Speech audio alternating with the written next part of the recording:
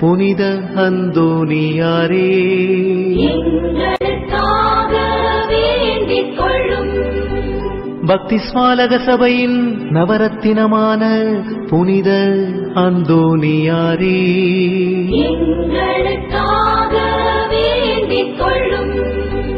பக்தி ஸ்மாலக பிரான்சிஸ்குவை உத்தம விதமாய் கண்டு பாவித்தவரான புனித அந்தோனியாரே, எங்களுக்காக வேண்டிக் கொள்ளும். ஆத்துமாக்களை ரட்சிக்க வேண்டுமென்னும் ஆவலினால் அப்போஸ்தலரான புனித அந்தோனியாரே, எங்களுக்காக வேண்டிக் கொள்ளும்.